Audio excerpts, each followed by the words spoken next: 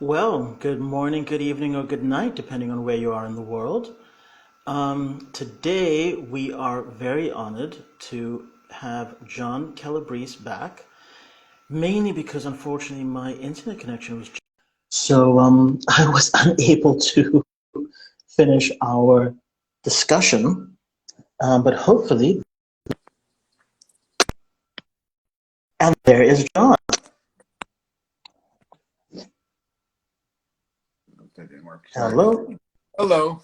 No, hi, no problem. How are you doing? I'm doing great, thank you. How are you? I'm very well indeed. Thank you for asking. Okay, thank you for well, not redoing, but for letting us do the second half of this interview. I was just saying it's so sad that my internet was just not playing ball the other day, but I'm back home now and hope it'll be a little more stable and we can finish our chat because there's so much more that I'm wanting to hear from you about what we were talking about in terms of the internal and the external martial arts and that mind body connection. I think that is what has completely got me. So where we ended last time, if it's okay with you, if we jump straight back to where we ended. Yes, absolutely. Okay, fantastic. So where we ended last time is I was asking you just before the call cut out, in terms of your specific journey and something that I've heard from others as well who have followed a similar path, starting with the hard external martial arts and then over time progressing into the internal martial arts, is because the movement is very much about internal energy, about the chi, it becomes a form of meditation.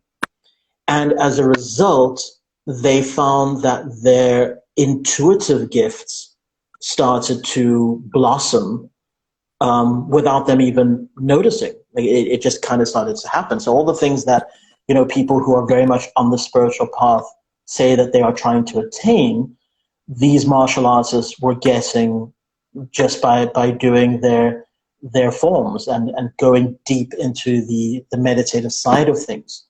Is that something that you've experienced yourself? Oh, definitely. Definitely felt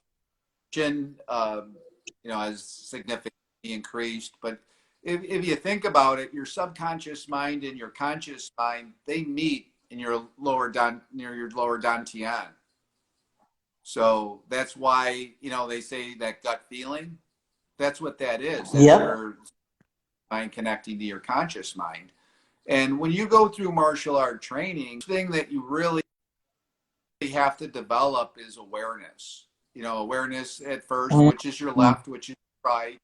No, your foot goes over there, not over there. Just that spatial, physical aspect of awareness. And then you start going deeper and you start feeling your own chi. And then you learn to direct your own chi.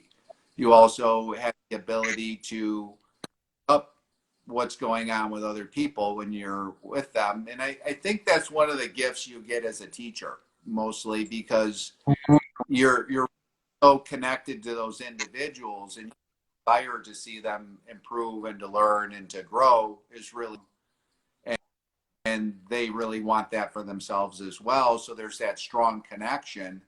And then having the self-awareness and the outer awareness to really connect with that individual and kind of know what's going on. And I've gone so far as to actually have dreams about students and then have that actual dream occur the next day. Just something that they were going to tell me Wow. about, something that was going to happen, and just like verbatim. You know what I mean? It wasn't even just kind of similar. I mean, it was like exact. And, and I'm not saying that happens every night, but it has happened. So I know that Mm. there is that intuition or, mental connection that you have with energy, with people, with, the universe, if you will. But it really, Mm. I think it all starts with really quieting the mind through the meditative practice and also that awareness to be able to hear what it is you need to hear. because I think everyone has those abilities to, some degree, but they can't hear it. There's too much noise going on. They haven't really developed the awareness. And when you're moving a sharp sword, you really want to be aware. So it's always heard, the sword, the sharper your mind. Because, obviously if you make an error, you won't have to worry about it anymore. Yeah, that makes actually a lot of sense. So that is incredible because something that I never quite got as a child was I would always hear how kids who had gone and started martial arts suddenly were able to do so much better at school. And it's only now, that I'm starting to learn more about the martial arts that I realize that, as you say, it's that awareness. It's because of the focus that is required. Because if you're practicing with a really sharp sword, you run the risk of decapitating yourself. So you need to focus.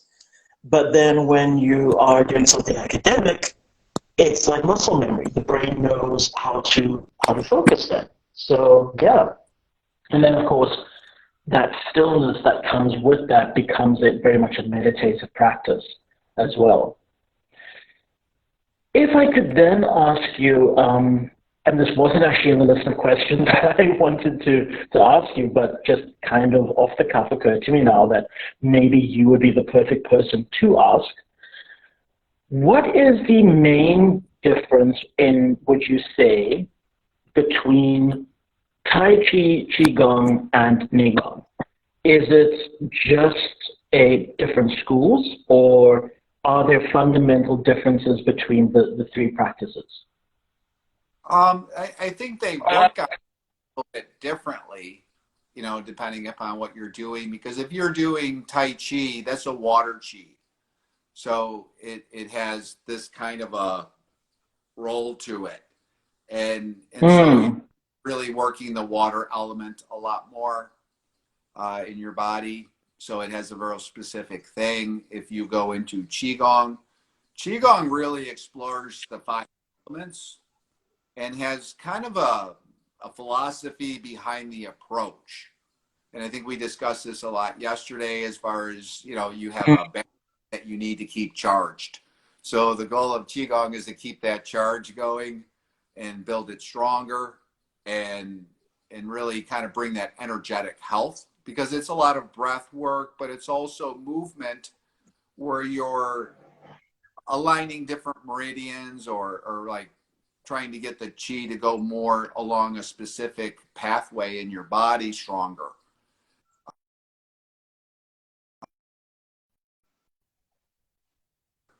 And you might be trying to really capitalize on that, because doing that type of, other words, there's 5 seasons.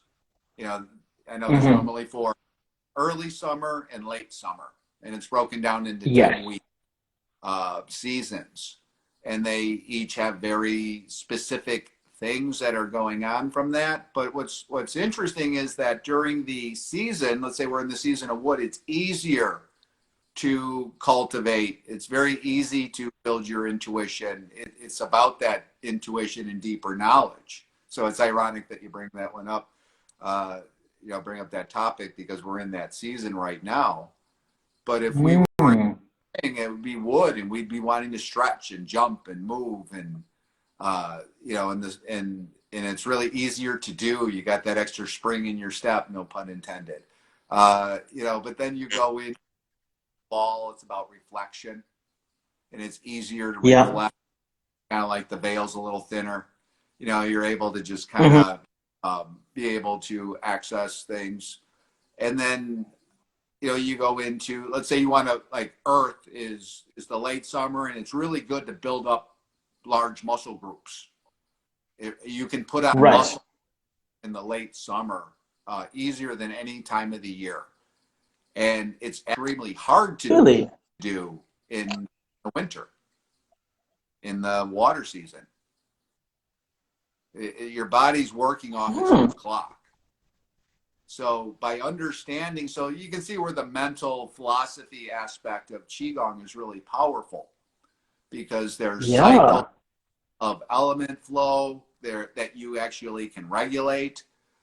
There's things that you can really be in control of to a certain degree, or at least participate in.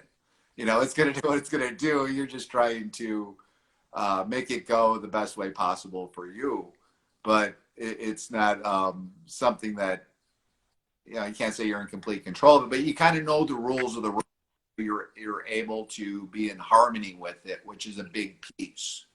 You know, when you bring your five elements into harmony, when you bring your mind and body into harmony, when you bring what you're doing into your life in a very harmonious way, that's, you know, really the name of the game, because that's you're in a good, Hmm. and mentally you're going to be in a good state. So you're going to be attracting better things because you're not, you know, you're thinking about all the awesome things that are happening, possibilities and where this can go, and you're very up and motivated and moving forward, and that's a really good mental state to operate from.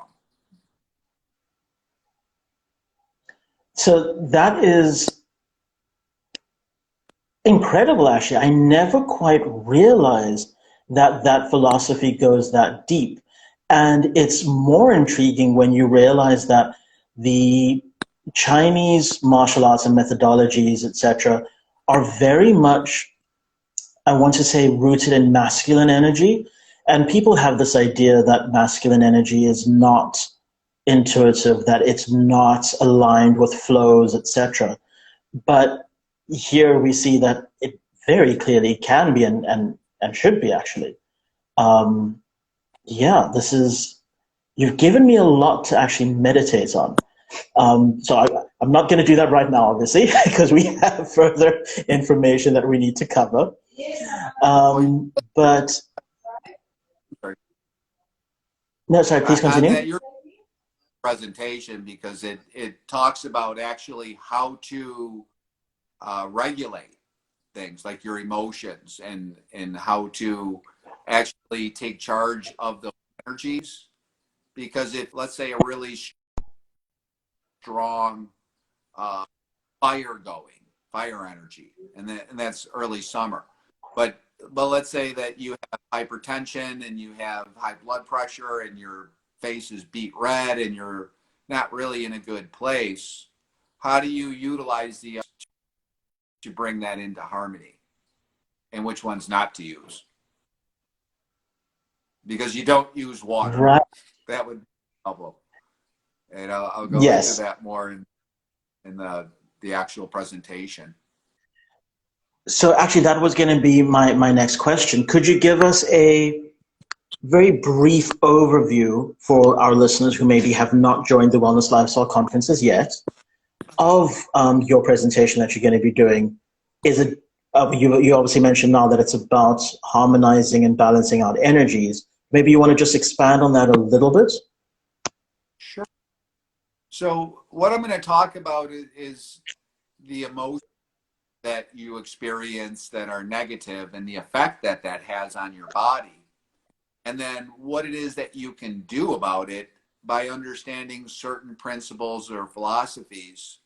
And there are actually physical movements that you can practice. And I'm going to discuss the healing sounds.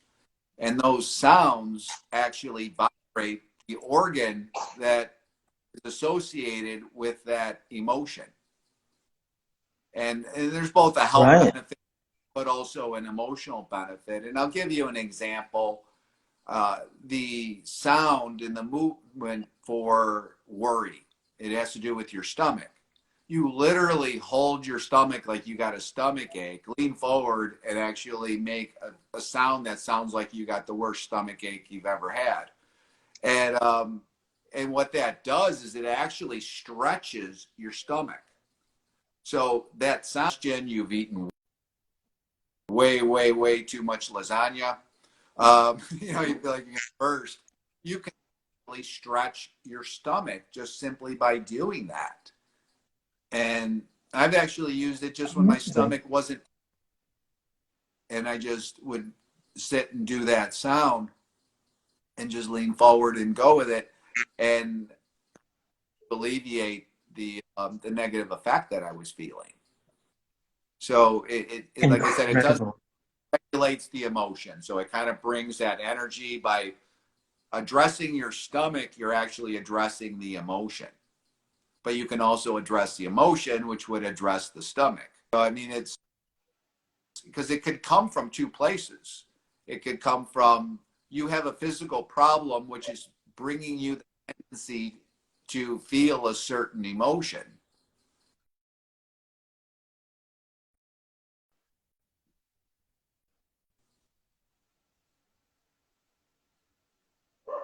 Gosh, so this is again so intriguing for me that I think I mentioned this the last time, how synchronicities occur, because this has been sort of the theme throughout the interviews that I've been doing this week. Everybody's been talking about the fact that stress can affect not just the physical, but or the energetic body rather, but the physical body as well, and vice versa. And it's so interesting that now you're saying that you can take that one further. So you can use healing sounds to heal the emotion and the physical body as well, and thus alleviate the whatever the physical symptoms might be. And I actually do the healing sounds. I do a workshop on it, and via Zoom, but able to reach out to a lot more people, get them, Mm-hmm. get them. But I'm going to really break down the philosophy where this, kind of I'm going to go through what is the cycle that the energy follows through your body, and how does that going to the controlling cycle of so which one Right. stops the other one, controls the other one. It's kind of like metal splits wood. That's a controlling, or water extinguishes fire. So that's what I mean by a controlling, where in a healthy cycle, uh, metal creates water condensation, water feeds wood, wood feeds fire. You can see that's a healthy Yes. situation. But it's also how you're able to manipulate, because by lessening one, you increase the other. By adding to one, you decrease. So depending upon if you need this, there's different ways. Even doing the healings, how you tone the tonality of it. So is it a upper, ascending sound, or is it a descending sound? But I will say this, and this is really important. You never, ever, ever want to do a descending sound when it's relating to your kidneys, water. And the reason is the kidneys they're the first organ. There's where your original chi comes in when you're born. And so when that happens, you never want to lessen. You know what I'm saying? So Yeah. the kidneys tell you how long you're going to live. As soon as your kidneys start going, you're on your way out. And Yes. it's really critical. And in the winter, keep those kidneys warm. Don't let them cold. Don't let them get chills. I mean, the kidney. I mean, to most people, if you say what's the most important organ, say kidney, but it actually is one of the primary and most important organs to make sure that you're nurturing and keeping extremely healthy. Well, this is incredibly interesting, and I certainly can't wait for everybody to hear your full presentation on this. So for those of you who are here today, and for those of you who are catching the replay of this, again, as always, the link for the Wellness Lifestyle Conference is in my bio. So please click on that so that you can get a look at John's presentation on this and the healing sounds, because this, I think, is taking that mind-body connection to a whole new level that I, for one, did not know was possible. So that is incredible. John, tell us, though, before I let you go, how do people get in touch with you if they would like to take one of your workshops, or, how do people reach out? Well, they could go to my website, The Decision. So it's, again, growth is a decision. And you could also email me at john@growthisadecision.com, and you can reach me there as well. And you know, on that website, there's workshops and seminars. There's Tai Chi, there's goals, there's self-defense. And the self-defense has more to do with the mental side of it, although it does go into the physical side. Your hope is that it never gets to be the physical side, that you're able to enough. There's 3 levels of awareness that go at all times, and that's the first line of defense. And then we do the healing sounds, we do the forms. There's things that are available as resources and provide access to different types of information. Plus, I do also offer a free 1-hour consultation on my website. All you have to do is book it, and I discuss whatever you discuss, whether it's health related, personal development, because I am a personal development coach as well, helping people to really align them with their goals, with their intentions. Because everybody wants things, but they don't always get them. But it's just because they're out of alignment. That's the only reason. Or it's just not good. The universe is taking care of you. You know, sometimes you want something now, but in hindsight, you kind of wish, you know, you're glad you didn't get it. So absolutely, all that's on there. And you can also go to my YouTube channel. There's a lot of good video. It's just John Calabrese, and Calabrese, and my picture will be on there, so you know it's a lot of John, I guess. And you know, a lot of really good talk we're having now, different podcasts, different presentations, really good information that I think is beneficial for people to know, and to be able to understand how to apply it. Brilliant. Well, John, this has been incredibly eye-opening. And again, thank you so much for taking, because I know it's been like 3 or 4 tries that we've been doing to try and get this right. So thank you so much for your patience. But I think you shared such amazing truths and I think new paradigms for people to learn from. So this is brilliant. And we thank you for joining us on the Wellness Lifestyle Conference as well. So thank you for that. Well, thank you for having me. John, it's an absolute pleasure. We will see you very soon, and your contact details will be shared in the description of this video as well. So for those of you who are looking to get in touch with John, growthisadecision.com, as well as his YouTube channel, John Calabrese, and that will be in the description of this video, so you can just click through and have a look at that. John, thank you so much for your time today, and have a great day further, and we'll speak to you very soon. Well, thank you. You too. Awesome. Thanks. Cheers. Bye. Bye.